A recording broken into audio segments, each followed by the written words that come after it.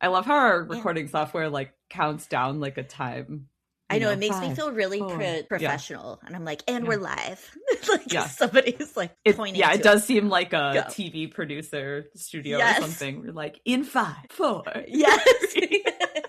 Yes. But less pressure since, no video for us. Yeah, exactly. I can just look really cool in my, I don't know, tank top and sweater and undone hair. Yeah. I just took a shower like an hour ago, so. Oh, well.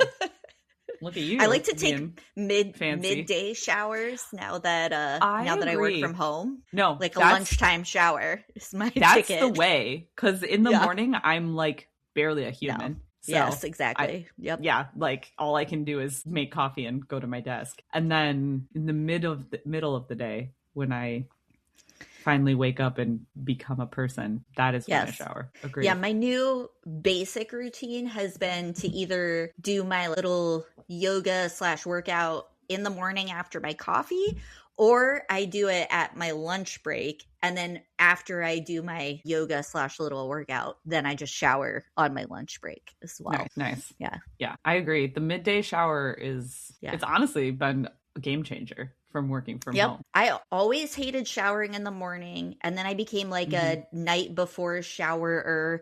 But that's not ideal either, because you know what? I don't want to be drying my hair and doing all that stuff like right before bed. Like I'm ready to relax in the evening, not do more work, which showering is work to me, not a relaxing activity.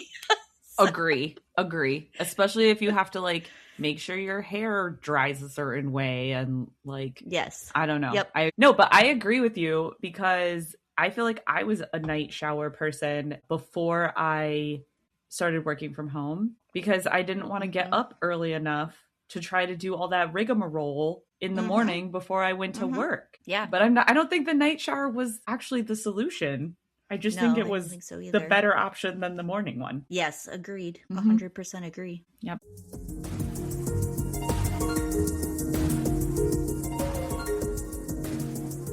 I'm Katie. And I'm Emily. We're two long-distance best friends with a passion for learning about all the things that make everyday life interesting. With my PhD in geography and my master's in library science, doing deep dives on topics is our idea of a fun time together. We'll share our findings with you on Researching the Obvious. Well, showering has nothing to do with our topic today. Although I guess we could think about, I don't know, for whatever reason, showering made me think about when we lived in our dorm and we had to walk all the way down the hallway to take a shower. And that was weird. Yeah. And wear flip-flops. To do that and like walk around in our towels and take a shower caddy. And how the men's bathroom was literally across the hall from our dorm room. And they were constantly coming in and out of the shower like across the hall from us. Yeah. And I just remember being so annoyed that it wasn't our bathroom. I'm like, why do we have to walk all the way down the hall and their bathroom is like right across from ours? Yeah. Like for our listeners out there, when I see right across the hall, I mean, if you came out of the men's bathroom door and kept going straight, you would literally walk into our door. Yes, correct. Like if our door room was open, which often it was propped open, you could just walk straight from the bathroom door and into our room. Yep. So yeah, you would also hear that door like swinging open because it was just like a swing door that, it's soft closed. It wasn't like it was slamming, but you could still hear it. Yeah. So that was I wonder what, since we had our door propped open a lot, this is, I assume this is how most dorms are. Maybe not. But our dorm was very communal and everyone just had their doors propped open all the time. We even had a rock painting day where we went and picked out rocks and then everyone in the dorm painted them and then used them as doorstops for their door. We totally saved We ours. did. How did we do that? Where did it go? One of us took it home, I'm pretty sure. Oh my God. That's crazy. I think you might have had to take it home. That's a wild decision on my part. But I do wonder, since our door was open and all those guys were coming out of the bathroom and having to look into our room constantly when they came out, what they thought of the way that our room was set up and decorated. You know, funny enough, Emily, that never occurred to me at the time. It just occurred to me right in this moment. Yeah. Like, right. It was definitely not something that I considered until 5 seconds ago. Because we made some interesting choices when it came Interesting design choices, for sure. Yeah. We were not Instagram aesthetic. I was just going to say, if you've seen those Instagram videos of kids going to college now and setting up their dorm room and like, no, not even close. Nope. Now, I will say we had some nice matching things, but not even on purpose. Because we just shopped at the same location and picked out the same things. We both showed up to school when we didn't know each other with the same exact, what are those things called? Poppin chair? Yeah, like a disc. I call it a disc chair. Disc chair. The round. Yeah. Yes. But the same exact one in the same exact colors. And that was just one of the things that we showed up with. Yeah, the same little rolly cart with drawers. Yes, the same drawer cart. The same with the same messenger lamp. Bag. Oh, yeah, the same lamp. I forgot about the same lamp. Yeah. Yeah, we literally showed up with the same exact stuff and we were like, are we the same person? What is happening here? But then we needed to put things on our walls, of course. Right. So, you know, we did the whole college poster thing. There was like a poster sale. So we both picked out some posters. And then you had brought a whole stack of CDs. Yes, they were like the AOL free trial CDs. Yes, that's right. Yes. Because back in the day, they were just throwing those at you. You could get them everywhere. Yes. And I think I got most of mine at the movie theater, just like up front. Okay. Yeah. And you would just take them and keep them. Like you had an insane amount. You had enough to go around our whole room. Yes. That was the thing is we used the CDs as decor. So it was very like rainbow shiny. We like stuck them to the wall and made a very shiny rainbow CD border across our whole room. Yep. That was one choice we made. And then I don't even know how to explain the other choice that we made because I don't even know where it came from. I think it was my contribution, to be honest. Okay. And here's what I remember happening. I remember going to the store and being in college. I don't even know how to explain this, like how to justify it. There's no justification. Everyone will know that we are strange if they haven't known already. Yes. I got on this kick of buying all different types of pop. Like I just like wanted, I don't know, let's get some orange pop. Let's get some Dr. Pepper. Let's get some of this. And then this became a big habit of mine. I think just because I could buy what I wanted and there was no one to tell me, no, you shouldn't be drinking that much pop. I also feel like it was like a strange heyday of different varieties in the early 2000s because there was like Diet Coke with lime and then Diet Coke with lemon and then I don't know, like all the different Mountain Dew flavors, and there just was a lot of testing of different flavors. I feel. Yeah. And so I just remember going to the store and being like, well, let's just get a different flavor of this, you know, like what flavor am I going to buy this time to keep in our dorm little mini fridge? And then at some point it occurred to me that these were works of art. The boxes that they came in, I guess. And like, since we were trying so many different ones, I think I was like, I'm going to cut out the logo, the side of the cardboard box that they came in, and we'll collect them and hang them up. Yeah. So that you can see all of the different. I think at one point we were like, could we just wallpaper our room with the pop boxes? And then eventually we stuck actual cans up there too. Oh my God, I forgot about that. You know, we decided to save some cans. And we stuck like under each of the cardboard boxes, the empty cans on the wall. I don't know. I think, you know, we were just bored and poor and trying to be eclectic in our dorm room. I don't know. But we definitely had a wall that had pop boxes and cans stuck to it underneath the CD border. We got a lot of comments on it. I'm not going to say compliments, but I will say comments. We got a lot of comments. It was definitely a choice that people discussed. I think we were definitely the only ones doing it, too. It did not catch on. I will say that our room was more decorated than 80% of the rooms. Yeah, we were really into putting things on the wall, just in general. I think we just wanted to fill up the wall. Yeah, like our neighbors, I don't think had a single thing on their wall. Yeah, maybe a poster. So anyway, today's topic is pop/soda, in case you didn't collect that idea. Yep. The actual beverage, not like the logos or the boxes or the cans. The actual beverage.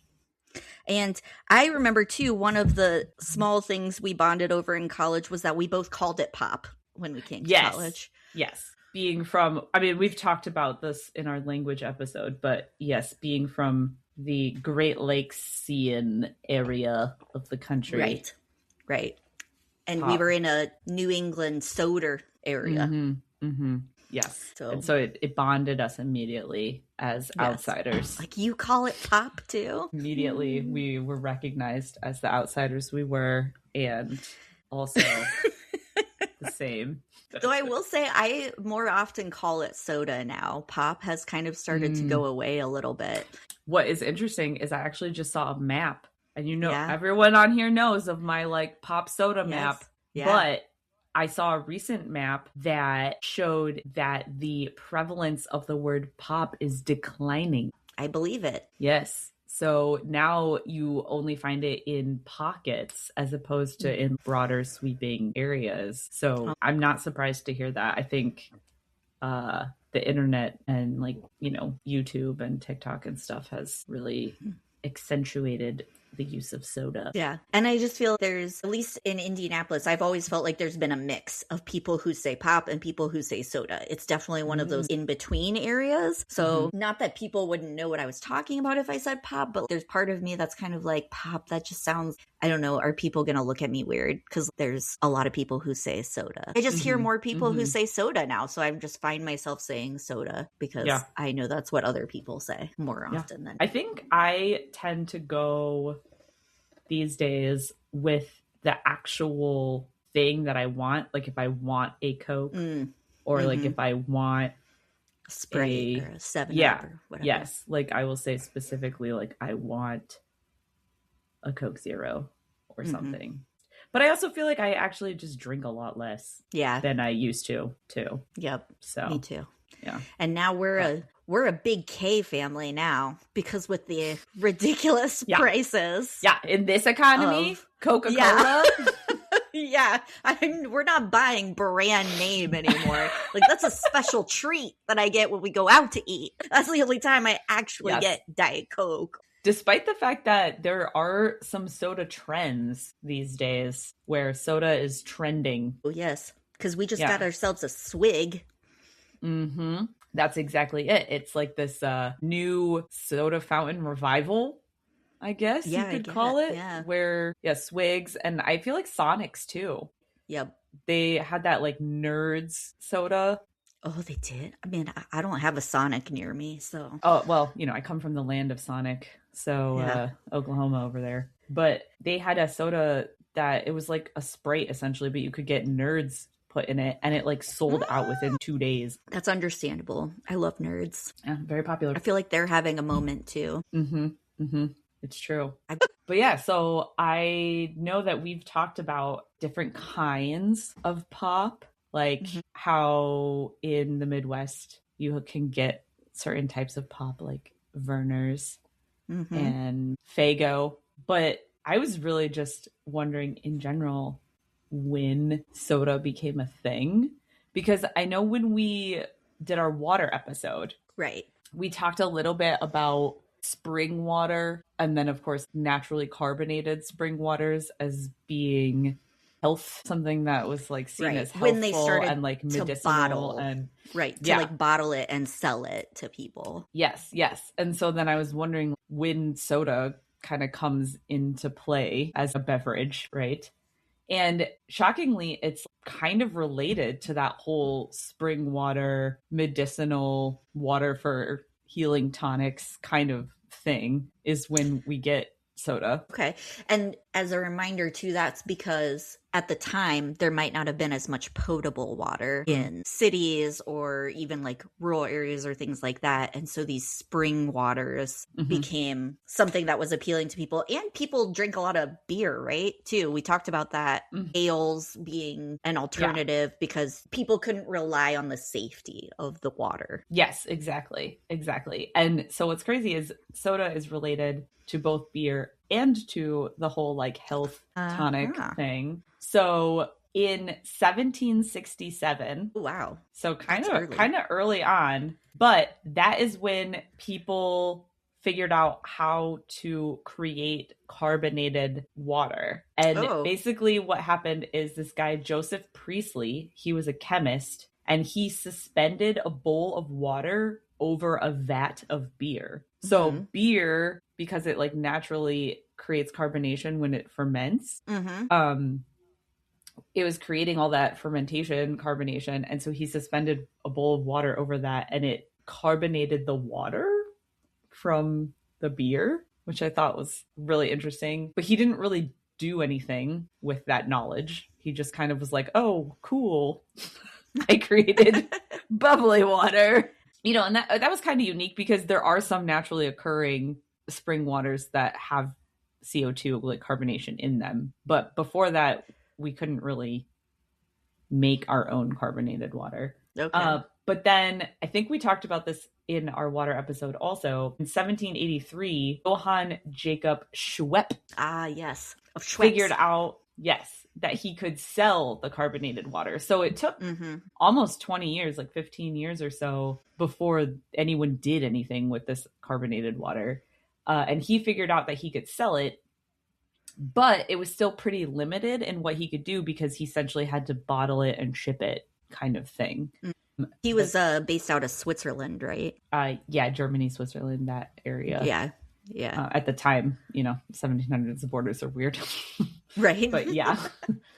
And so then in 1806, so like another 15, 20 years, basically, this guy, Benjamin Stillman, he was a chemistry professor. So we have a lot of chemists going on here. Yeah. He is the one that invented the soda fountain. And so he set up his first version of the soda fountain in a drugstore in New Haven, Connecticut. And so once he set that up, then that's when really carbonated water could be more easily accessible to people. And so, yeah, if we remember back to the spring water episode, there's a movement during the mid 1800s to develop drinks that have medicinal properties. Spring water was one of these medicinal beverages, and naturally occurring carbonated spring waters were also one of these beverages. But what else they did is they took this carbonated water from soda fountains and they'd add different salts, because salts were used for like medicine and healing and stuff. And so they'd add these different salts. And once they did that, that's where soda comes from. So the word soda actually is just harkening back to the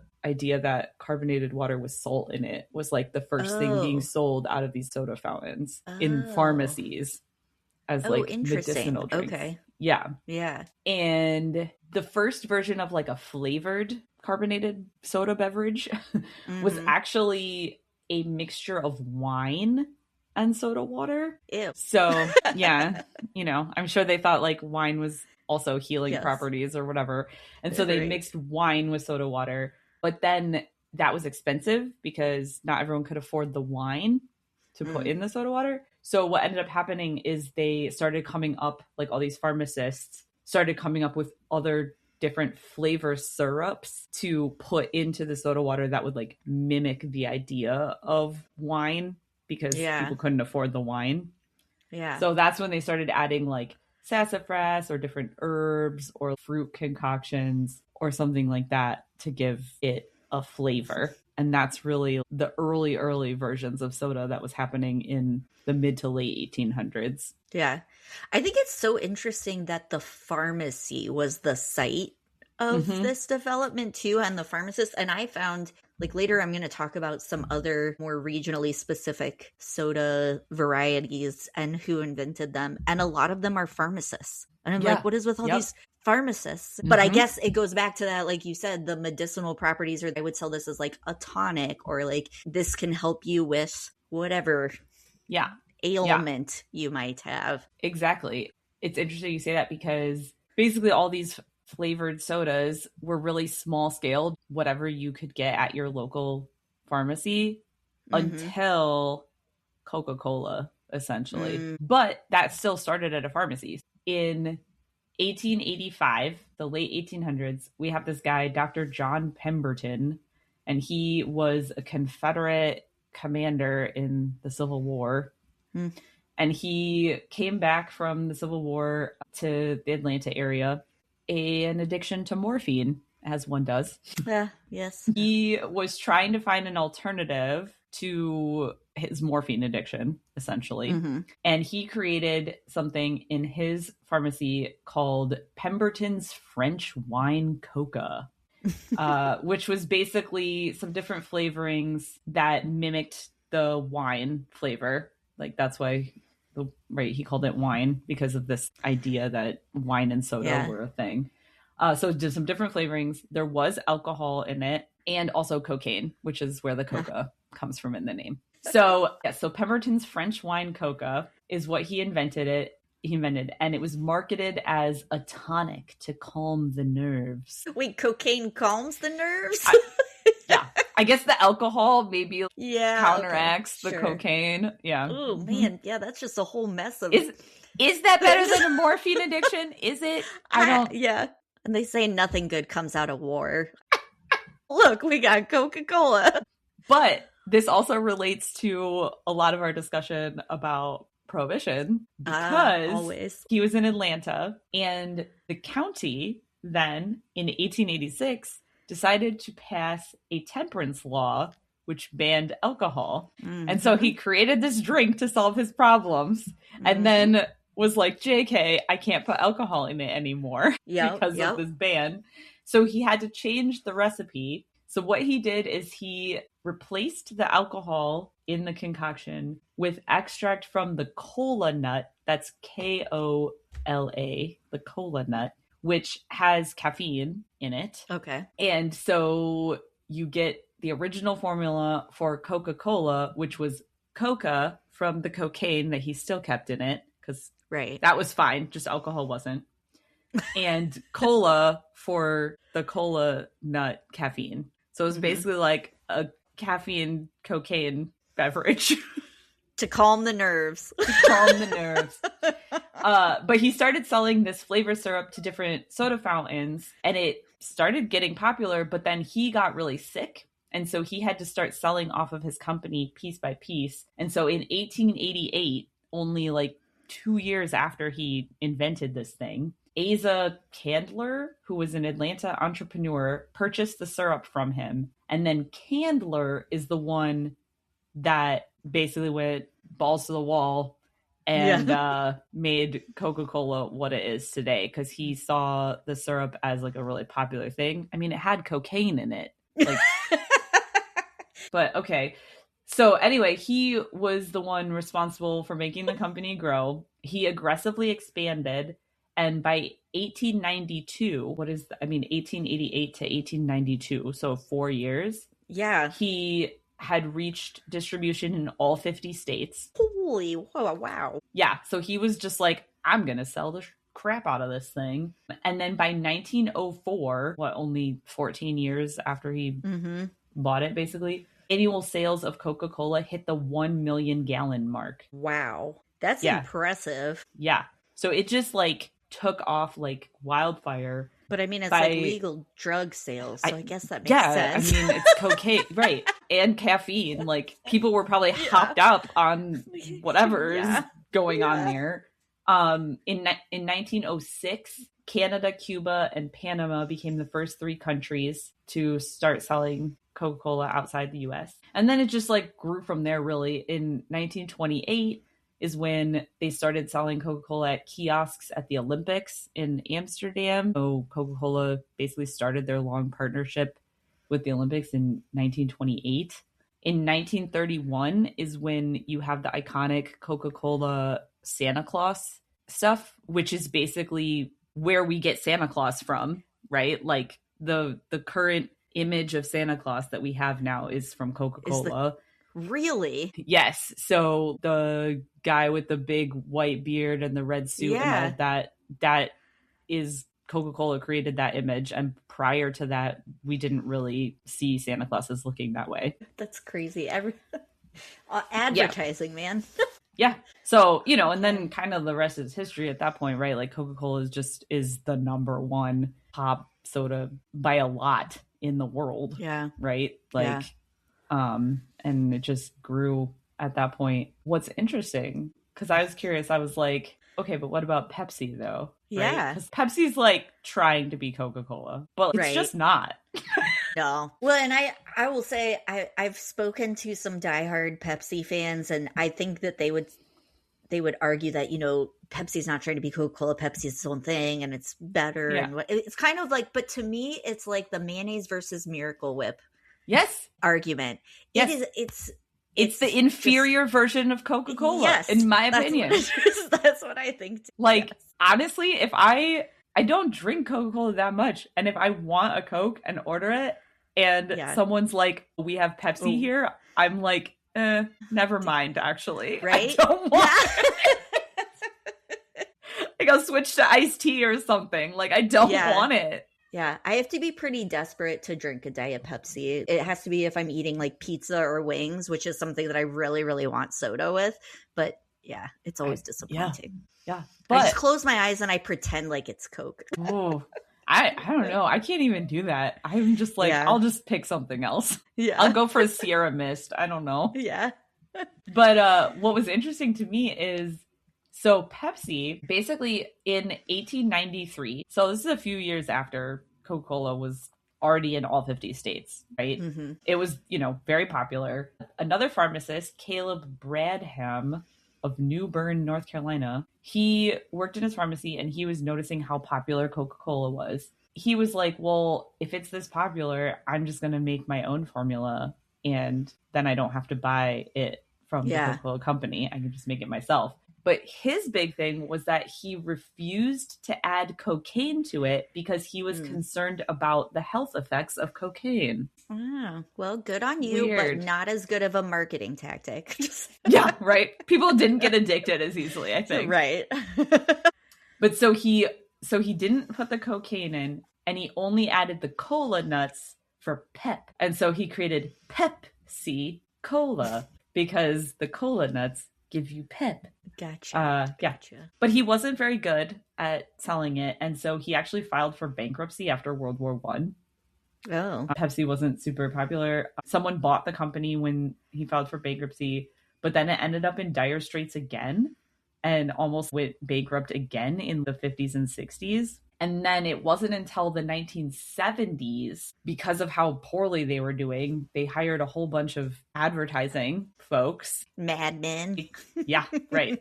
And that's when they created the Pepsi Challenge, which some of our listeners may be familiar with the Pepsi Challenge. But basically it was like a series of TV commercials where they blindfolded people and then had them taste Coca-Cola and Pepsi side by side and say which one they preferred. Mm-hmm. And obviously the people that said they preferred Pepsi are the ones that they put in the TV commercial. Yeah. But Pepsi Challenge really took off. So it makes me think of like all these other, I don't know, social media challenges and stuff that we have today that people do. Yeah. And so back then it was one of the first kind of challenge things. And so people were blind tasting Pepsi to see if they liked it better. And that's when it was a turning point for Pepsi. And it became, for a while, the number 2 selling soda after Coke. And then, you know, in the 1980s, we know that bottled water started becoming a thing because people started becoming health conscious. And so soda companies were like, oh no. And then that's when they created all the diet sodas that we have now. Okay. Yeah. So. And that was around the time of the rock and roller cola wars, right? The cola wars. Yeah. If you're familiar with the We Didn't Start the Fire lyrics. Yeah. Between Pepsi and Coke. Pepsi and Coke. Exactly. Interesting. I didn't realize that Pepsi wasn't that big until the 70s. Yeah. And what's even more interesting, because I also wanted to look into something else, so I'll end with this little tale. Pepsi has just recently been dethroned as the second most popular. What is it? In 2023, Dr. Pepper became the second most popular soft drink in the U.S. Oh, is Dr. Pepper not owned by Pepsi? What is Dr. Pepper? They are independent. They are Keurig Dr. Pepper. Keurig Dr. Pepper. Really? I didn't know that. Mm-hmm. Well, that's well deserved. Dr. Pepper's way better than Pepsi. It is. I will drink a Diet Dr. Pepper. Oh yeah, Diet Dr. Pepper. Any day. Superior. Yep. Even Diet Dr. K. I love it. Superior which is beverage. The big K version. Yeah, and Dr. Pepper is even classified as its own category of sodas by the Food and Drug Administration. So you have colas, you have fruit sodas, and then you have pepper sodas, which is its own category. That's fascinating. Yes. So yeah, so I was interested in looking up Dr. Pepper because when I lived in Oklahoma, that drink has Oklahoma in a chokehold. Oh, really? The amount of Dr. Pepper that is consumed in Oklahoma, I cannot overstate how much Dr. Pepper is consumed in that state. I worked with people who drank Dr. Pepper for breakfast instead of coffee. Oh my God. Okay. Dr. Pepper. Wow. Specifically. Yes. Do you know what Dr. Pepper always makes me think of is a Blast from the Past and how Christopher Walken likes warm Dr. Pepper. Warm Dr. He heats it up on the stove. I traveled to Morocco because I was doing a study abroad class in Morocco when I was a professor. One of the other professors that was doing the study abroad class with me brought in his suitcase a 6-pack of Dr. Pepper because he wasn't going to be able to get it in Morocco for 2 weeks while we were there so that he could have it because he was one of the people that didn't drink coffee and only drank Dr. Pepper. Oh my God. That is next level. Yes. Yep. That's next level. Yeah. So I looked up, of course, like what states in the country consume the most Dr. Pepper. And it is consumed the most in Oklahoma. Okay. Kansas. Okay. Nebraska. Uh-huh. So all of those ones. Utah, Arizona, New Mexico, West Virginia, Idaho, and Alaska. Interesting. It's where Dr. Pepper is consumed the most. So kind of more west, it seems. Yeah, like, and central? Yeah. Yes, like central west. Yeah. Yeah. Yeah. Not so much east coast. Yeah. Okay. And another fun fact, Dr. Pepper is also 1 year older than Coca Cola. Really? Yes. Again, in 1885. But if you remember correctly, the original Coke, even though it also was 1885, was like that wine thing. And the Coke recipe didn't actually start until 1886. So in 1885, 1 year before Coke, in Waco, Texas, another pharmacist named Charles Alderton, he created the Dr. Pepper flavor. And I thought this was also fascinating. He worked at a place called Morrison's Old Corner Drugstore, and he loved working in the drugstore, and specifically he loved the way the drugstore smelled because at the time, today drugstores smell kind of weird, but at the time a drugstore would have smelled like dried fruit and herbs like all of these things that they were like creating, tinctures and whatever out of. And so he wanted to create a drink that would taste like the drugstore smelled. Okay, so that's why, was it 23? Yeah, 23 flavors or whatever? Yes. So when you are drinking a Dr. Pepper, make sure that you're drinking the smell of a pharmacy from the an old school pharmacy. Yeah. So anyway, he created that.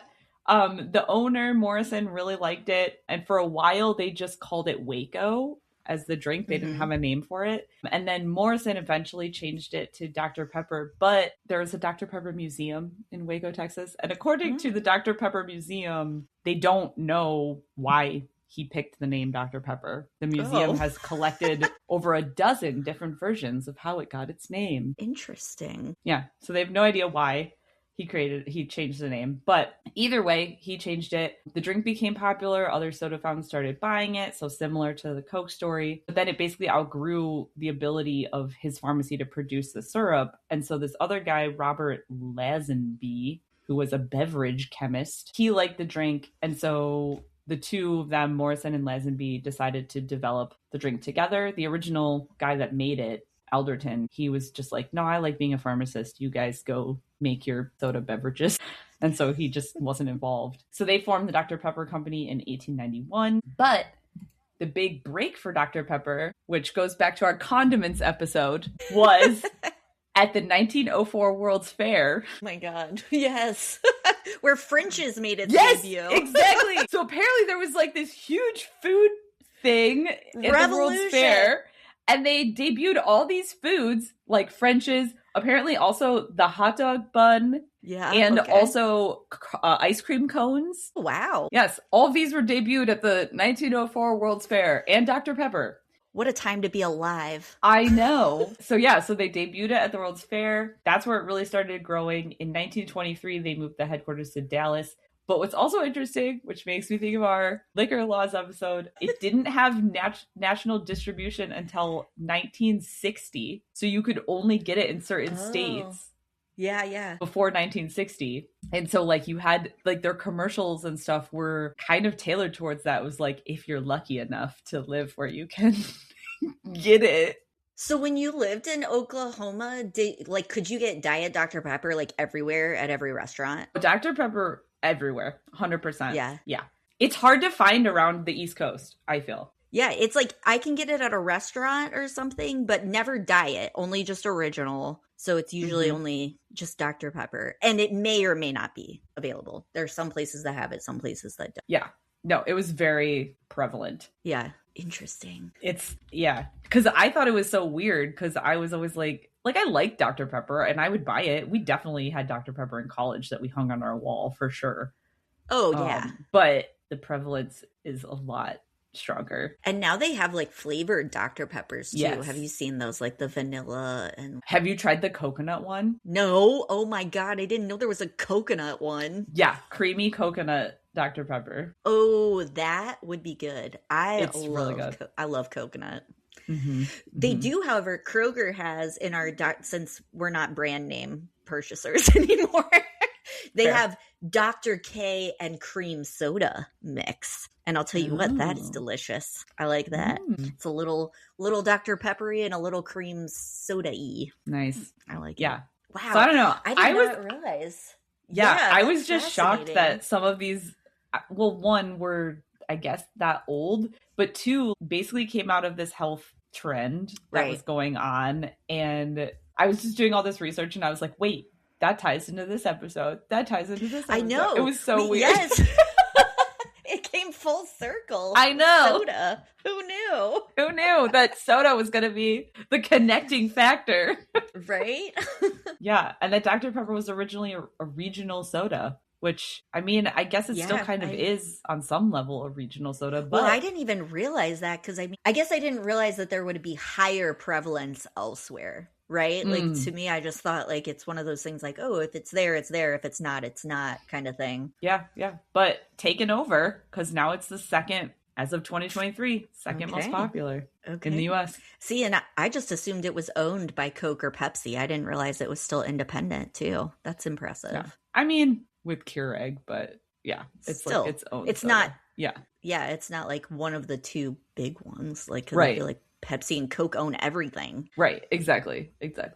Separate. So interesting. Very cool. Okay.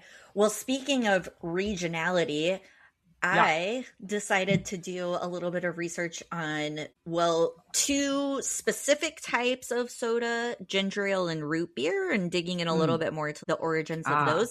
And then also some very specific regional variations that have, funny enough, similar stories to what you've described, but they, developed in a certain region by a certain person and maybe never caught on the same way that Coke and Pepsi did. I feel like when I think of ginger ale, I think back to Schweppes. Yes. Okay. So that's definitely part of ginger ale. So let's talk about ginger ale first. Then. Yeah.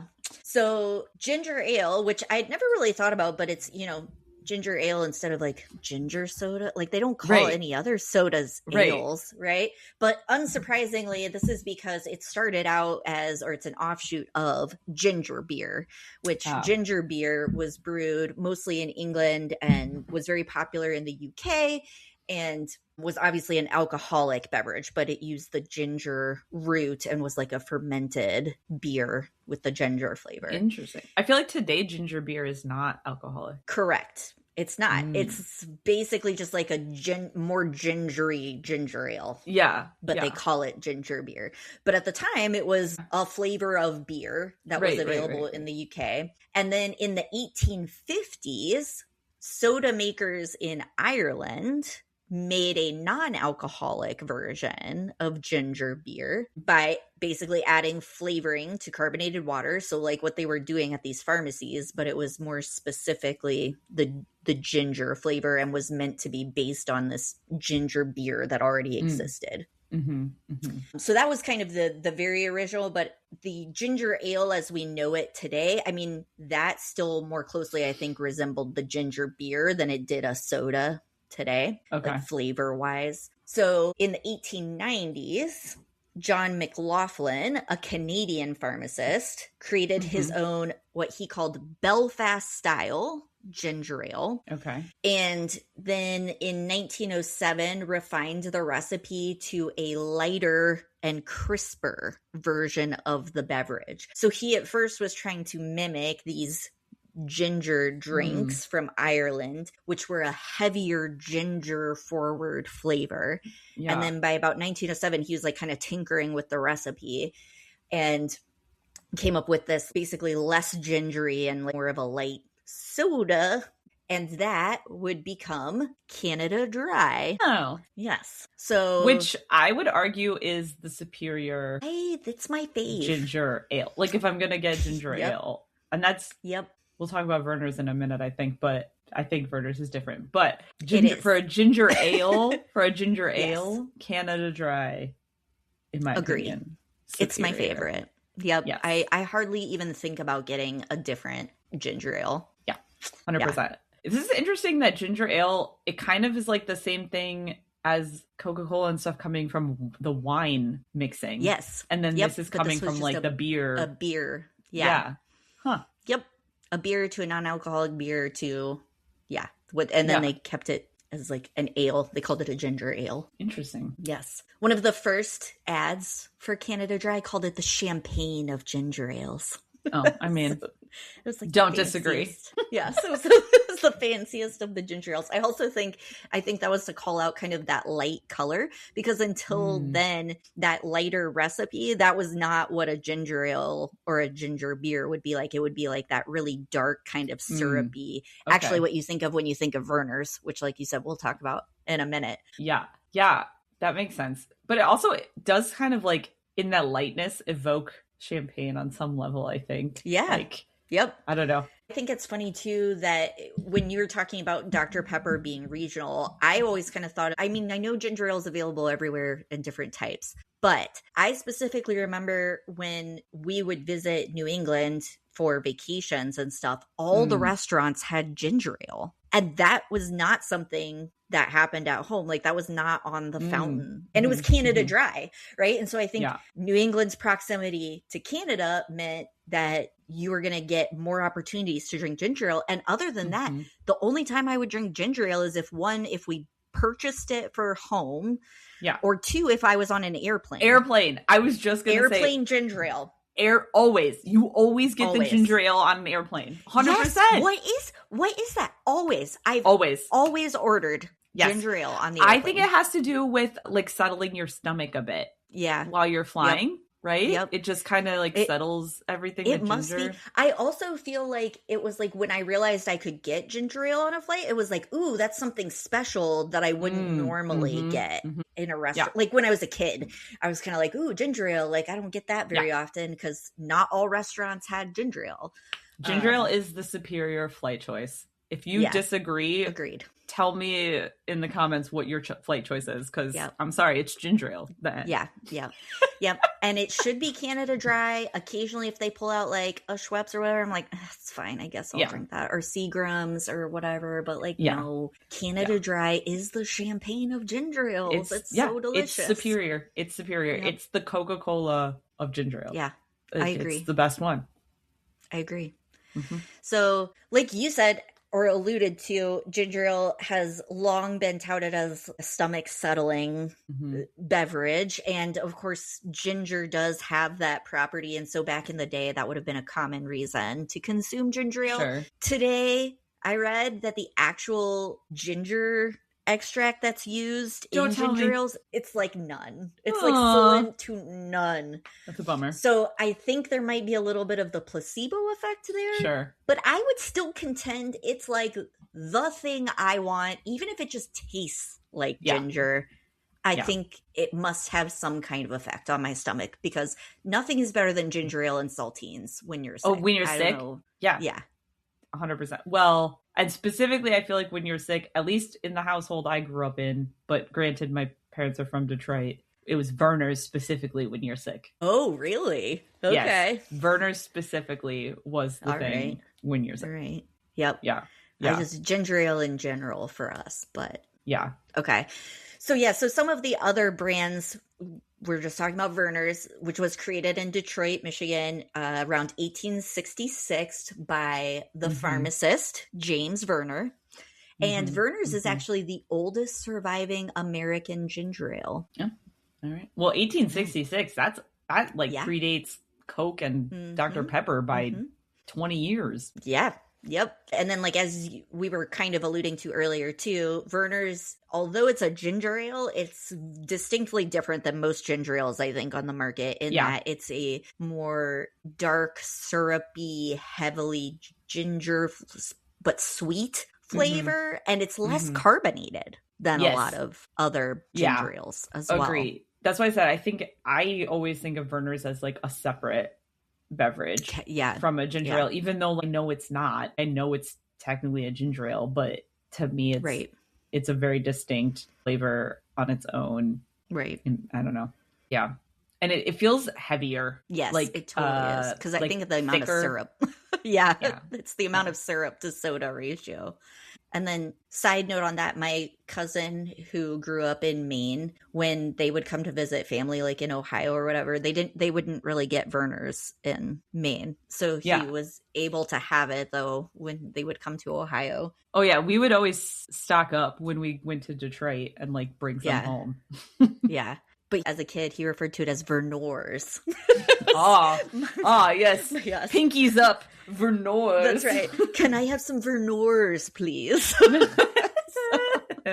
Which made me laugh with the champagne of ginger ales, but Vernor's is it's a classy. Also, very classy beverage. Ginger ale. And then, as you mentioned, Schweppes, they've been around since the 1780s, and their ginger ale came out around the 1870s. So it's also been around for a long time too. And I would say Schweppes is a little bit more comparable to like Canada Dry. It's definitely not as it has a lighter flavor, I think. Yeah. It's not as it doesn't have as much like of the gingery flavor, in my opinion. Anyway, I love a ginger ale and I love Canada Dry. All right, so kind of related to ginger ale, and I'll get to why here in a second, but root beer. So I went down a little bit of a rabbit hole with root beer, right? Because what is the flavor of root beer? It's sarsaparilla, right? Well, so I always just think of like the Old West, be like, sarsaparilla soda. Yeah. Right? Yes. Okay. So what is sarsaparilla? I have no idea. That's a good question, right? So this is where the rabbit hole came in. So actually, most root beers are brewed with sassafras, but yes, sarsaparilla is something that's been used as well. So just small tangent here, but true sarsaparilla is actually a South American tropical vine that grows in the canopy of the rainforest. And it's been used in South America, the West Indies, Jamaica, the Caribbean, Honduras, Mexico by natives there for many, many years for medicinal purposes. So in their own like brews and beverages that they make. In the United States, in the Northeast as well as the Southwest, there's also something that they call wild sarsaparilla, which is very confusing because it's not related to true sarsaparilla at all. It's a completely different plant. Good job. Good job, whoever needed that. It's called wild sarsaparilla, and it's a ground cover plant that's commonly found in the Northeast. And yeah, it has a similar flavor profile, though, to the original sarsaparilla. So that's probably why they call it wild sarsaparilla. And it's just different. But it, for whatever reason, it tastes the same. The rhizomes on the roots taste the same. Okay, so okay. That's where you're getting the sarsaparilla for the United States. Okay. It's like the wasabi horseradish situation. Yes, correct. Okay. Correct. Yeah. It's exactly what I was thinking. Goes back to our condiment episode. Yeah. So aside from sarsaparilla, then you also have sassafras. All right. Not to be confused with another S plant. Sassafras. Sassafras is a tree that exists in the Southwest United States as well as the Northeast. And those were also used by the native populations in the Southwest to brew beverages for many, many years before the Europeans arrived. However, when the Europeans did arrive in the United States, they reported many sassafras trees, even in the northeastern United States, and started bringing the bark of the trees back to Europe, where it was used to make a dark beverage called saloup. And saloup was not carbonated. It was served alongside coffee and tea, often with like milk and sugar, just like coffee or tea would be. And it was very popular. Okay. However, so popular that they were stripping the bark off all the trees, which would make the trees die. And then in like 20 some years, they like decimated the sassafras tree population. Yes. The story of colonialism. Right. Let's kill the thing that we just found is cool. Right. Yeah. Right. Okay. So that's kind of what happened there. So that then brings us to what might be considered the original root beer, which came out of a category of beverages called small beers in the American colonies.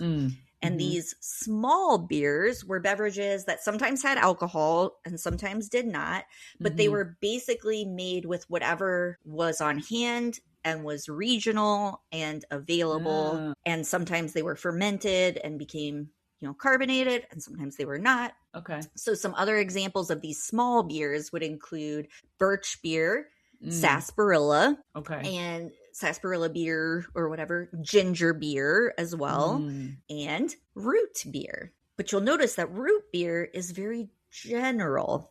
Yeah. It was basically just made from roots. So like any root? Any roots. Oh. So root beer recipes of that era contain different combinations of ingredients, such as, listen to this list. This was nuts to me. Allspice, birch bark, coriander, juniper, ginger, wintergreen, hops, burdock root, dandelion root, spikenard, pipsissewa? I don't even know what that is.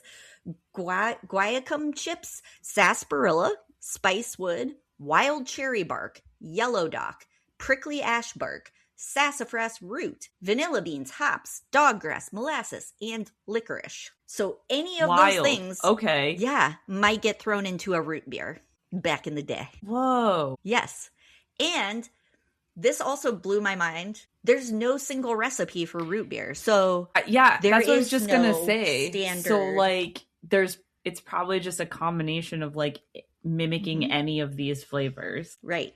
Yes. And it could be any combination of those things or lack thereof. Just depends on who's making it and what was available. I mean, that explains why, in my opinion, root beers are widely variable. Yes, they are. Right? Yeah. There's big, not like ginger ale. I feel like there's a smaller spectrum of ginger ale. Root beer is like it can be all over the place. Because I've had some root beers where I'm like, this tastes not good. Right. Maybe too much of the licorice. And then I've had some root beers that I'm like, dang, this root beer is amazing. Like, right? Yeah. So and obviously this is very, very early on. Where root beer might have come from. It's not like the beverage that we're thinking about today, right? The sodas. That the modern version of root beer was invented by a man named Charles Hires, who sold packages of dry root tea in his store. The root mostly referring to the sassafras root. Okay. And he then created a liquid concentrate version of this. And then during this explosion of adding, flavors to our sodas, water that's like kind of newly discovered, that's kind of when things caught on. During the 1876 Centennial Exposition in Philadelphia, he changed the name to root beer to appeal more to the working class and started selling the syrup added to a soda water. Wow. Okay. So, So, I mean, that is why it would be still like associated in my brain though with like sarsaparilla, because that would have been potentially one of the flavors. Yes.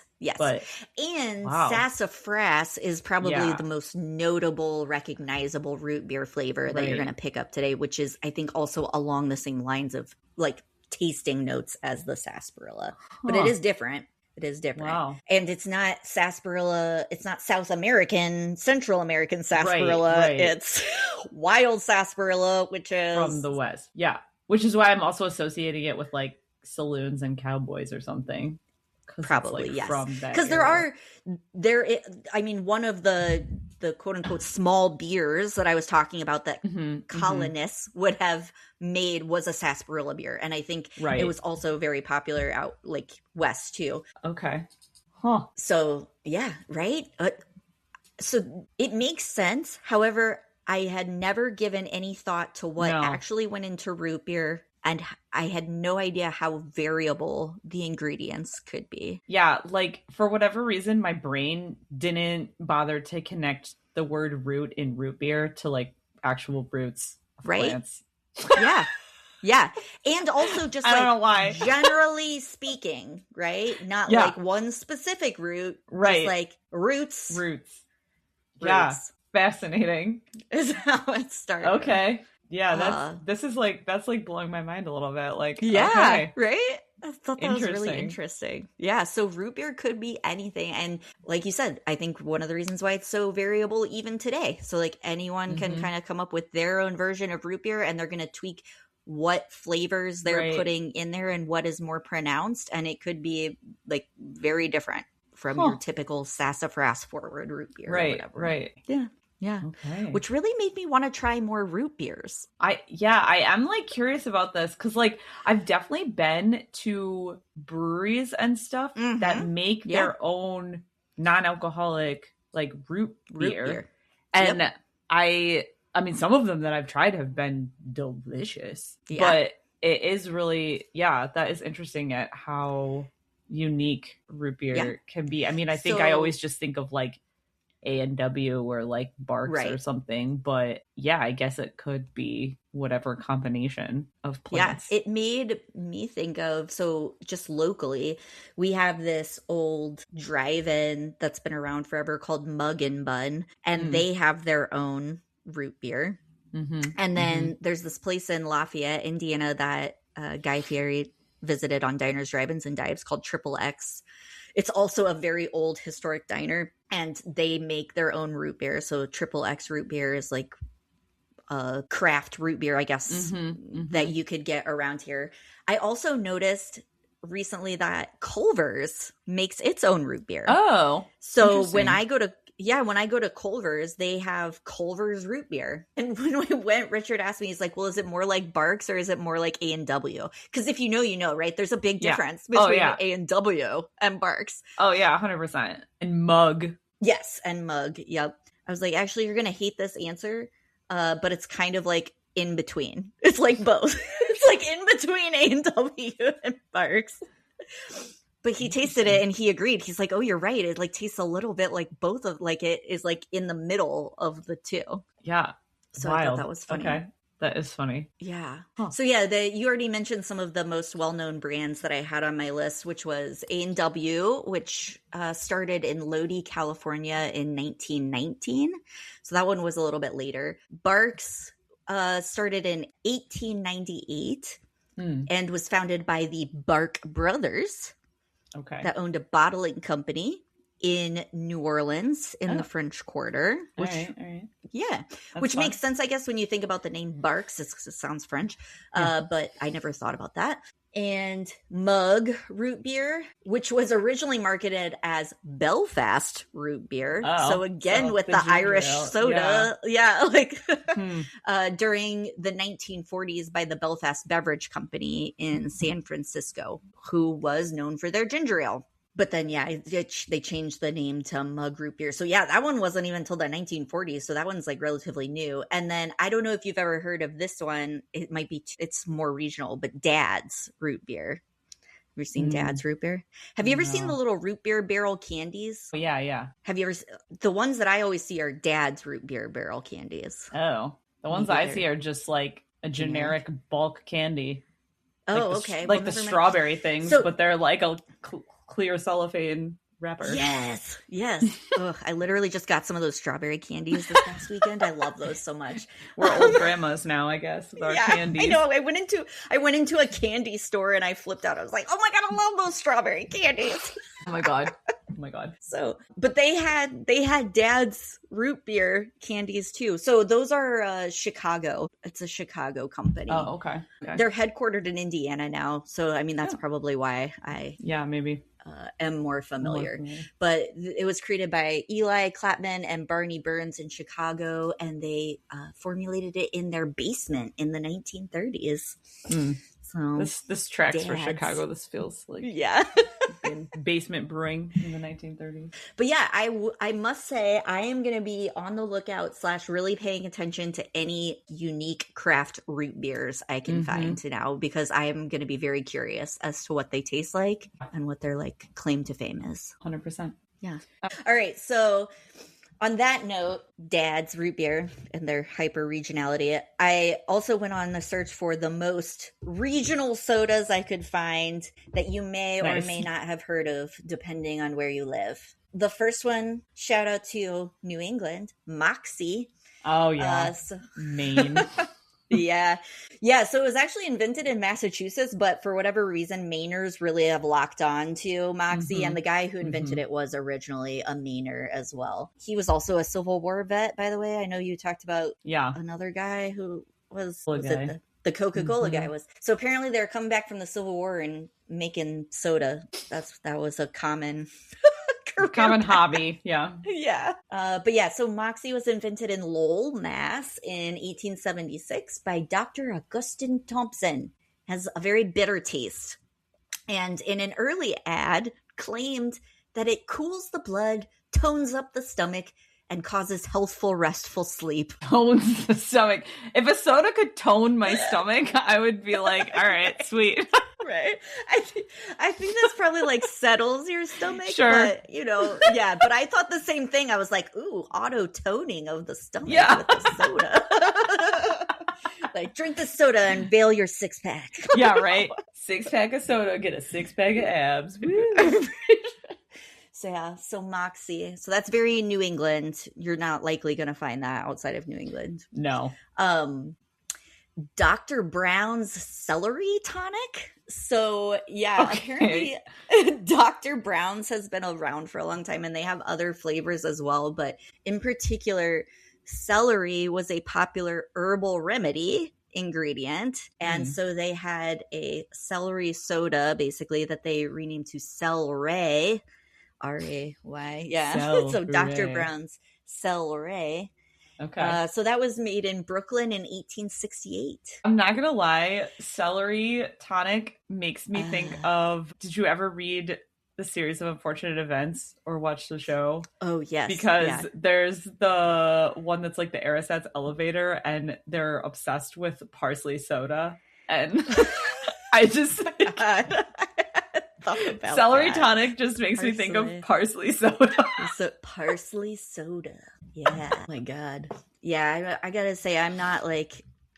celery's fine. I don't think I want to drink it, though. No. Yeah. I mean, I know celery juice is still a popular health drink, but... Man, I don't know. Yeah. I don't know. The next one is Big Red. Have you ever had a Big Red? Yeah, I know love a Big Red. Red. Yeah. My grandma used to keep Big Reds in her refrigerator. Okay. Yeah, so Big Red is basically, it's like a red cream soda, Yeah. if you haven't had it. And it was invented in Waco, Texas Oh, in also Waco. 1930. Yeah, I know, right? Little soda hotbed down there. I know. Okay. Yeah, it was invented in Waco, Texas by Grover Thompson and R.H. Rourke. They originally called it their Suntang Red Cream Soda, and eventually it got rebranded to Big Red. Big Red. Yes. Yeah, Faygo's got like Red Pop, right? Which is kind of the same thing. Yes, Red Pop. I love Red Pop. How general that is. I feel like I just had more Faygo being from Detroit, so Red Pop was more of an option for me than Big Red. Yes, that makes sense. Mm-hmm. Ale 81. Have you ever seen that one? No. I see that one occasionally here, and it makes sense because now I know it's from Kentucky. Oh. Yeah, Ale 81. Yeah, it occasionally pops up around here in a fountain. It was invented in Kentucky, Winchester, Kentucky, by G.L. Wainscott in 1926. And it's basically a version of ginger ale, but it's like a cross between ginger ale and a lemon lime soda. Oh. So it has like ginger ale, but it also has some like lemon limey flavor to it. It's good. Yeah, it's good. And then Cheerwine. Have you heard of Cheerwine? Oh, yes, for sure. Okay. Yeah. So I've seen it recently in the grocery store, and I don't know if this is because I've just been paying attention more because we've been talking about this topic, or if it's just more recently been made more available in this area. But Cheerwine was made in Salisbury, North Carolina during a sugar shortage. The inventor was looking for another way to sweeten and flavor a soda, and he found this dark cherry syrup that he liked the flavor of, and created this dark red or burgundy soda that they named Cheerwine because of its, cheering properties. Yes, it's cheerful flavor. And actually, I was thinking with you talking about how they used to mix wine with soda, it probably makes sense that they were calling it Cheerwine. So yeah, it has a strong black cherry flavor and a high degree of carbonation compared to other sodas. And it's the oldest continuing soft drink run by the same family. Oh. So since 1917, it's been a family-owned business and still is. It's like the great-grandson is the CEO right now of the guy who created it. Interesting. There's an ice cream shop near me that does Cheerwine floats. Okay, nice. So instead, like, they have root beer floats too, but then you can also get a Cheerwine float. Nice. Yeah, I've never had it, so now I kind of want to try it. And it's very popular in the South. Being from North Carolina, I think it kind of stayed in the South for a while, but then it really expanded. They've expanded a lot since then. And in 2017, that was their 100-year anniversary. They started an annual Cheerwine event in Salisbury, North Carolina, that still goes on today. So it has a big following, apparently. It's very popular. Yeah, I think it's like a cult soda, like Moxie on some level. Yeah. Yes, that's the impression I got. And then just a real quick shout out to Faygo, because you mentioned it, Detroit. So Faygo was created in 1907 by two Russian immigrant bakers. Oh. So not pharmacists this time. Yeah, I thought this was really interesting. Ben and Perry Feigenson wanted to make pop flavored like the frosting that they used in their bakery. Okay. So they created fruit punch, strawberry, and grape as their original Faygo flavors. They decided that Feigenson, their name, Feigenson Bros or whatever, was too long for the name, so they shortened it to Faygo. So that's how you get Faygo. Oh. And and so that's why if you've had Faygo, it's like super sweet, one. And two, they have a lot of interesting or different flavors than you might see. Yeah. Like you mentioned Red Pop. Yes. And my family's favorite Faygo was Rock and Rye. Okay. What did that taste like? I don't even know how to describe Rock and Rye. I guess it's kind of like a cream soda. Okay. It's I did see that they have a cotton candy flavor. Yeah. So, okay, here's like what someone like Atlas Obscura describes Rock and Rye as: a light vanilla cream soda with a hint of semi-tart cherry flavor. Oh, interesting. Okay. Yeah. So It's definitely I found a unique flavor. Yeah, I found a list on Wikipedia of the Faygo flavors. So as of 2025, there are 57 flavor beverage options offered by Faygo, including, I'll just name off a few. I'm not going to go through all. Yeah. 57. Bubble Pop, which I think is like a bubble gum, like flavored. Yeah. Super Pop, which who knows what. Jolly Green Apple, Firework. They still have Fruit Punch. Pineapple Orange, Jazzin' Blues Berry, Twist, Tonic, Club Soda, Arctic Sun, Cotton Candy, Grape, Gold. I love how I just go like really lean into the colors. Just the colors. Yeah. Yeah. Rock and Rye. What gold tastes like. Yep. They do have a root beer, which now I'm like very curious to see what their root beer tastes like. Yeah. Because I don't know if I've ever had it. And Moon Mist. That was the one I remember being at my grandma's house a lot. She would get the Moon Mist. Nice. And then there's, Moon Mist Blue. Again, with the color. Yeah. Oh, yeah. They have Candy Apple. So that's kind of what Faygo's known for. I thought it was fun that it was bakers who were like, ooh, let's make our frostings into a drink. Like, no wonder they taste like what they do. Right. No wonder they're so sweet and taste like crazy. Yeah. Although that does make me think of, so I know that right now it's like trending this like have dirty soda, right? Which is kind of the swig thing. Right. So like adding cream or different flavors to your it's like you take a soda like Coke or Sprite or whatever, and then you add like coffee creamer or like other flavors like flavor syrups or fruit to mix it together. And I was like, time out, is that not just an Italian soda? Yeah. Right? Right. Yeah. And so then I like looked it up, but this is why it reminds me of Faygo. Italian soda is just soda water with the fruit flavor syrups. So like the Torani flavor syrups and soda water, like that's what it is. So it's actually a lighter version, right? Whereas like a dirty soda is like you're still taking an established pop like Coke or whatever, and then you're adding your own like combination stuff to it. So all Italian sodas don't have caffeine because it's just soda water with the flavor syrup. Whereas a dirty soda is like you're taking an actual soda and then putting stuff in it. Like, so it makes me think of like, I don't know, the Faygo with all their like fruity flavors and everything else like that. It's like the Italian soda is just sort of like a lighter, uncaffeinated version. Yeah. And you can get an Italian cream soda too. Yes. Right. You add, so like, you just add like cream. Half and half to it. Yeah. Which is delicious. Bring that back. 100%. I feel like those used to be really popular and now I don't really find them anywhere. Yeah. Yeah, that's a good point. Like in college, I feel like we had those. Italian we definitely sodas. did. They were popular. And then, I don't know, people just want to get them at the cafe. Right. I feel like the dirty soda trend, it just makes me think of like when you're a kid and you go to a soda fountain and you mix all the flavors together. And if you were lucky enough to go to a soda fountain where they had like the pump syrups, then you might also add some vanilla and some caramel and some like random other flavors into your mixture of random sodas too. Yes. Nope. That's how I feel. Yeah. And so all I can say is this was a very interesting rabbit hole to go down with all of these different offshoots of sodas. In particular, like the root beer really just like found that fascinating. Well, it's but like also changed my perspective on soda on some level because now I'm like, oh, this is where we're getting all these random flavors because it's like pharmacists mixing up different stuff together. Yep. And it's really made me want to explore some more of the craft soda or some of the more unique flavors and smaller brands maybe that I sometimes see in the store that I don't really think about because now I'm like, man, there really is such specific histories to so many of these different flavors. I like that idea.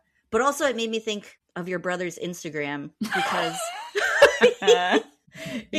every few months, he posts on Instagram and the only thing he's ever posted on Instagram have been reviews of really random soda flavors. Yes. Like, Yes. Sodas I've never seen or heard of. Mm-hmm. Very, very. That is true.